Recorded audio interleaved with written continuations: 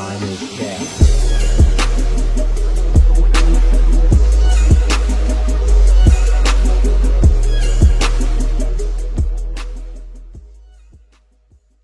Shout out to Patrick, Cece, and most importantly, Morrison. Shout out to y'all for tapping in. This video is the disturbing world of YNW Melly.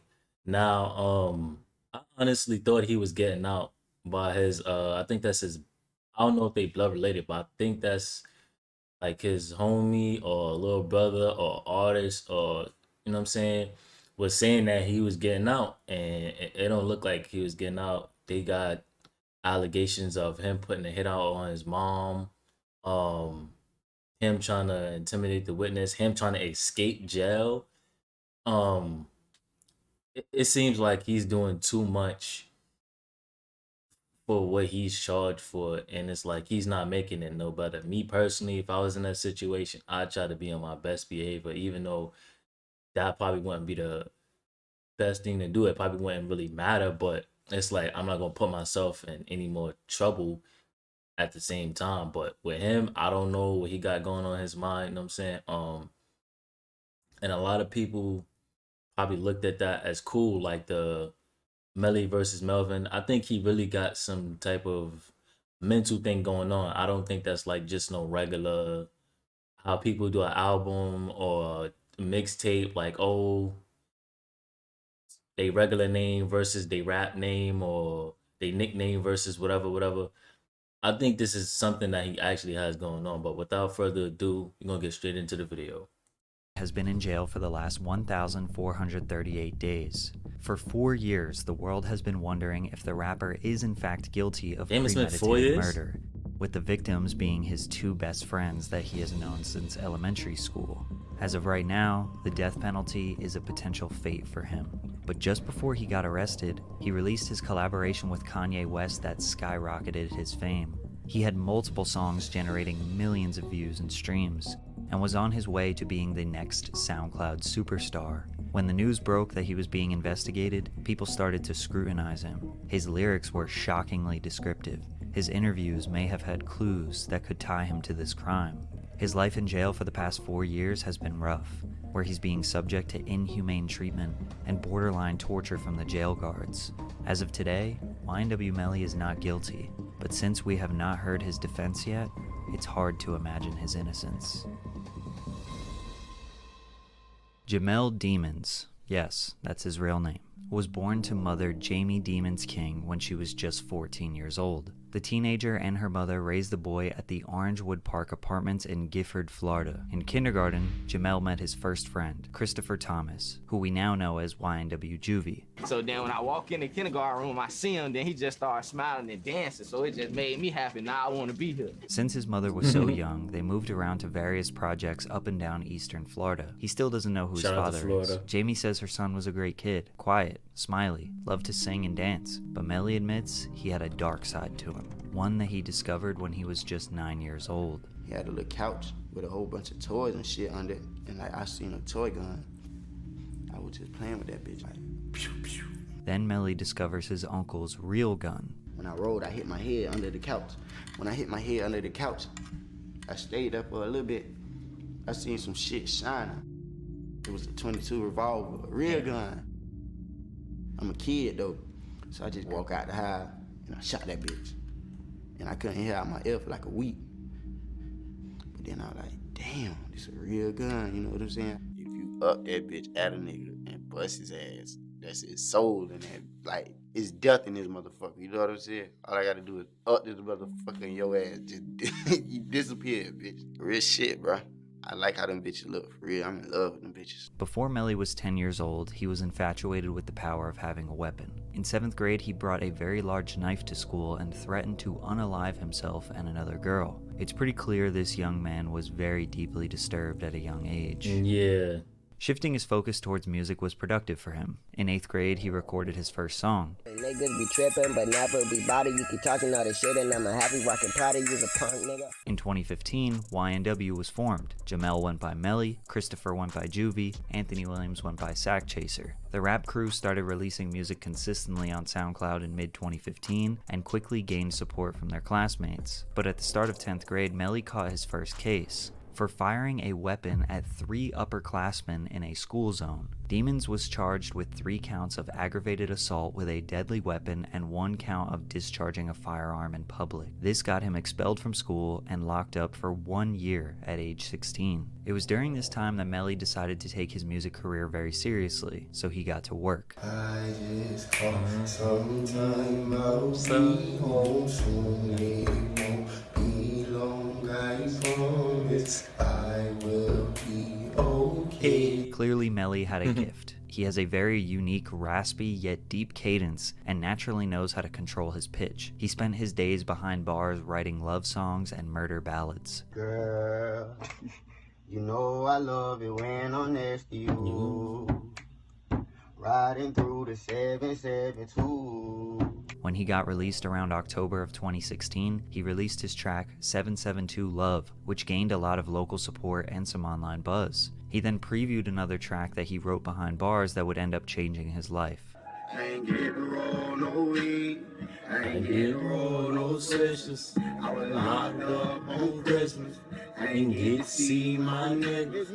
Melly knew this track, Murder on My Mind, was going to be a big one. He eventually recorded the song on a whole new beat with a faster tempo and released it in March of 2017. This is where Melly started taking his social media presence very seriously, focusing on Twitter, Instagram, and YouTube. Since he was on parole from his previous bid, the judge actually used this song as a violation of his parole because of its detailed lyrics of Melly fantasizing about murdering people, and thus he got locked up again. Now, using song lyrics to incriminate someone is illegal in some states, and a lot of people like to make the argument that it's just art, which is definitely true, but Melly, even outside of his music, has made multiple questionable statements that are too dark to ignore. It was during this second confinement where he really started to generate a following. It's unclear how much time he spent locked up, but he was now 17 years old, and around October of 2017, his team was promoting a #Free YNW Melly campaign. His family and friends even produced and filmed an entire music video for his song 772 Love, which now has over 40 million views on YouTube. Damn. Upon his release in March of 2018, he was starting to explode. He immediately dropped a music for Melly the Menace and did a number of live performances in Florida. What about Blue Balenciagas?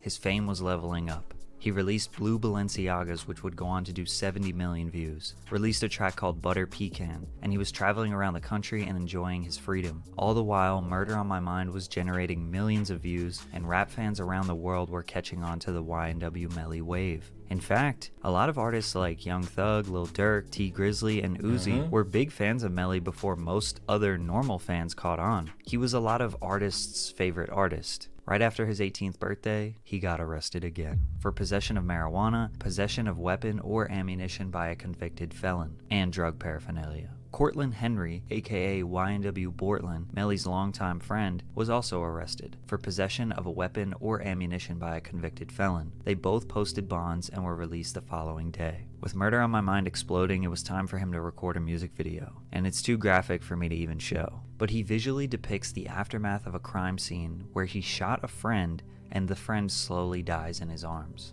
These lyrics have been... Yeah, I ain't gonna lie.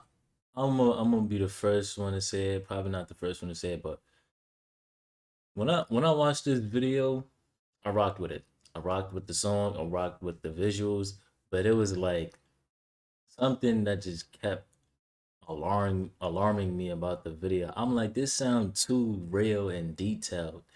And then fast forward, he got charged with allegedly, you know what I'm saying, taking out both his friends. Crazy. Psychoanalyzed. And even though he wrote this song many years ago, the song may have shockingly foreshadowed real events. I didn't even mean to shoot him, he just caught me by surprise. I reloaded my pistol, cocked it back, and shot him twice. His body dropped down to the floor and he got teardrops in his eyes. He grabbed me by my hands and said he was afraid to die. I told him, "It's too late, my friend, it's time to say goodbye," and he died inside my arms. In his first interview with No Jumper, his whole demeanor was strange, but he revealed something very interesting. So what you got tattooed on your face? Tell me about it a little bit. What? On my face? Yeah. We got the heart on this side.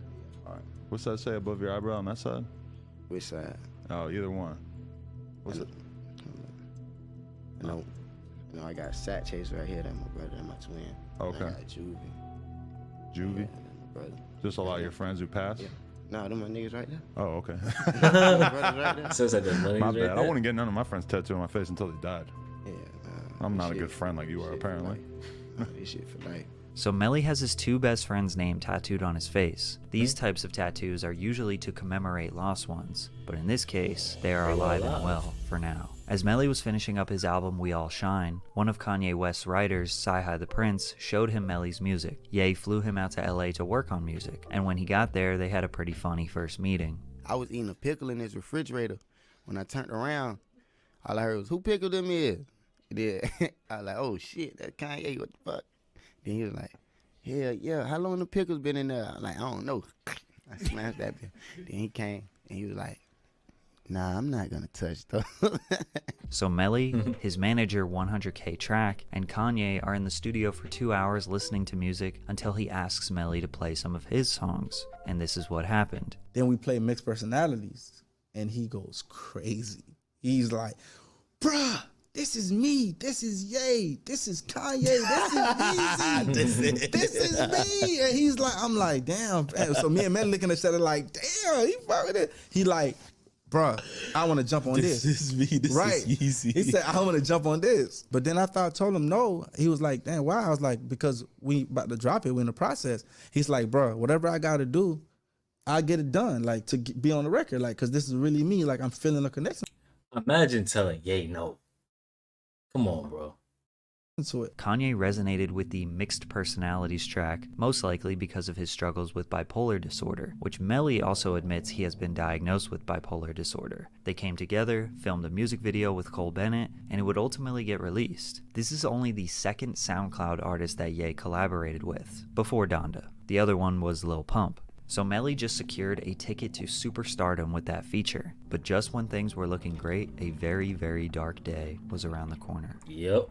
On October 26th, 2018, YNW Bortland, whose real name is Cortland Henry, shows up to Memorial Miramar Hospital with 2 dead bodies in his car. The victims were both on the right side, front and back seat. They were the bodies of Anthony Williams, aka YNW Sack Chaser, and Christopher Thomas, aka YNW Juvie, Melly's 2 childhood friends. The vehicle had 8 shots on the right side and 1 through the back window. The police asked what happened, and Bortland said they were victims of a drive-by shooting. He said he left the New Era recording studio in Fort Lauderdale, drove west on 595, then south on 75, and exited on Miramar Parkway heading west. He said on Southwest 160th, a vehicle passed by on his right side and started shooting. He ducked down to avoid being shot, and when he sat up, he saw his friends bleeding out, so he drove to the hospital, which was conveniently right around the corner. After this report, the detectives and officers shut down the crime scene and walked 12 blocks on foot. Not a single report of gunshots, nor evidence of a shooting was found. Bortland was tested for gunshot residue on his hands but came back negative.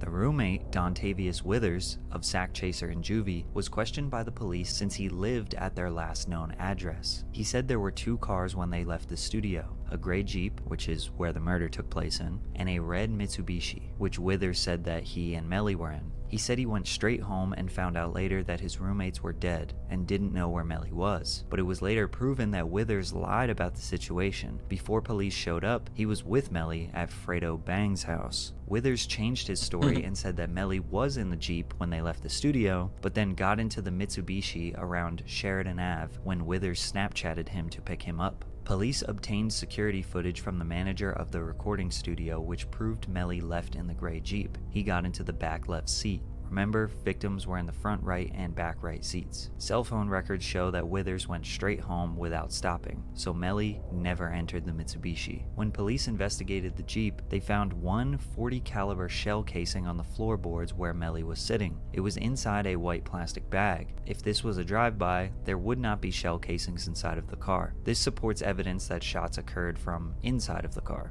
Police were able to obtain T-Mobile cell phone records that track their locations minute by minute. Yeah, I think honestly, like when it comes to this situation, or just a lot of situations, people think like they could just tell the cops whatever, and the cops are just gonna buy it and not gonna do no investigations. Because with the investigations, they gotta find out if further things happen, or You know, like this is a case to them. This is something serious, especially if it resulted in 2 people, you know what I'm saying, passing away. So it's like they got to do their homework. They can't just take what you said and be like, okay, well, case closed. Y'all free to go, and we just gonna get the funeral and everything situated. Nah, it don't work like that. These records show that Melly, Bortland, Sack, and Juvie were all in the car together at the time of the murder. They did confirm that the Jeep exited on Miramar Parkway, but turned north on Southwest 184th and then west on Pines Boulevard at 353, and then turned back east at 406. This is enough time to make it all the way to the outskirts of the city where nothing is around, and back. The cell phone records also show that they were driving around the area west of I-75 before arriving to the hospital at 4:35. Melly's cell phone was separated from the car at 4:32, just 3 minutes before the Jeep arrived to the hospital. This is where people are assuming that Melly and Bortland were trying to get their story straight, driving around the city, and then ultimately Melly hopped out before Bortland took them to the hospital. Melly then FaceTimed his girlfriend saying that they were a victim of a drive-by and he needed to be picked up, which confirms that he was at the scene of the crime. So police knew that there were a lot of conflicting statements from witnesses, and even some straight up lies. They needed to conduct this investigation immediately. The next day when the news broke, YNW Melly took to Instagram and Facebook to grieve publicly, claiming that they took my brothers from me over jealousy. Melly proceeded with his career as usual. He released a documentary on his YouTube channel on December 4th, which featured Sack Chaser and Juvie, and a little bit about how close they were growing up. It also featured a section about how obsessed with guns Melly was. At the end of the documentary, it stated that 4 days after the completion of this film, YNW Melly and his friends were a target of a drive-by shooting. Then the Genius video dropped of Melly explaining the lyrics to his hit song Murder on My Mind, where he describes his love for guns and says he isn't a human murderer. I murdered a and I murdered a beat. I am not no human murderer. But on January 3rd, 2019, he was arrested in Florida on weed charges. His sinister smiling mugshot went viral. Just 3 weeks later, while he was still locked up, Mixed Personalities dropped with a Lyrical Lemonade video. This was a huge moment for Melly and Cole Bennett, as Kanye was the first veteran superstar rapper he had worked with at that point. The song went mega viral, and Melly's fame exploded. This was the first time a lot of people have heard of him. He was about to become a mainstream artist, but on February 13th, just less than a month later, the investigation concluded, and a warrant for his arrest for the murder of his 2 friends was now official. He immediately turned himself in despite claiming his innocence. 2 weeks later, the evidence against Melly was released. Police discovered that YNW Bortland lied about where the crime actually took place. The police used a canine to investigate the crime scene on Southwest 160th Street, which is where he reported the drive-by happened, but the dog found nothing. Officers then investigated a more rural area that they thought maybe was the crime scene, and the canine found some evidence. The dog discovered 8 .40 caliber shell casings and 2 types of glass that matched the front passenger and rear passenger window of the Jeep. So now they know the crime scene is not even close to where it was reported. This prompted them to investigate the vehicle again, and they decided to do a trajectory analysis using rods and strings to determine flight paths of projectiles. And they confirmed that there is no way this could have been a drive-by shooting based on the bullet paths and the wounds suffered by the victims. The police suspect that they parked the vehicle and staged a drive-by shooting before showing up to the hospital. When autopsy reports came back regarding the victims' wounds, the evidence shows the initial lethal shot occurred from inside the vehicle and was initiated from the left rear passenger side, the same position occupied by Demons, which is Melly. An intermediate wound by definition would indicate a distance of 3 inches to 3 feet between the victim and the weapon. However, due to a 3-centimeter stippling pattern, the weapon was in a close proximity to Thomas's head. This would be a straight-up execution-style shot. The gunshot wounds to the back of Thomas also indicates these wounds were inflicted after he was shot in the head, as the projectiles entered Thomas's back when he was leaning to the left. Evidence from the autopsy revealed that both victims' wounds They went hard when they came to this investigation, I ain't gonna lie. Paths to their heads were from a left to right direction. This direction contradicts the statements made by Henry and does not support the statements of a drive-by shooting that occurred on the right side of the vehicle. Basically, they think Melly shot both of his friends point blank. Then they drove around trying to come up with a story, then staged a drive-by to make it look more convincing. And obviously the police have garnered a lot of evidence to support that. Because of Melly's music about guns, murder, and admitting to having another personality, Melvin, who is reckless, unpredictable, and willing to kill, he hasn't exactly made himself seem like the most innocent man in the world. Most of his fans claim that this is just art. It's too common for rappers to make songs that glorify violence, gang activity, and all kinds of heinous crimes. This is all just for entertainment, and Melly is actually a good person. And when it comes to the music, it's hard to accuse someone of crimes based on that, but I think we can all agree some of his interviews and candid remarks about his alter ego Melvin make him look very suspicious. Plus, surely someone wouldn't kill their best friends, right? Well, there is absolutely nothing that indicates Melly had any beef or bad blood with Juvie, who he has known since kindergarten. However, with Sack Chaser, there is some suspicion. A video surfaced on the internet of Melly's mother saying this: "Don't ever try to come for me, cause I don't even play them type of games. Like, what the fuck you got that I ain't got? Oh, you threaten me with your little gun?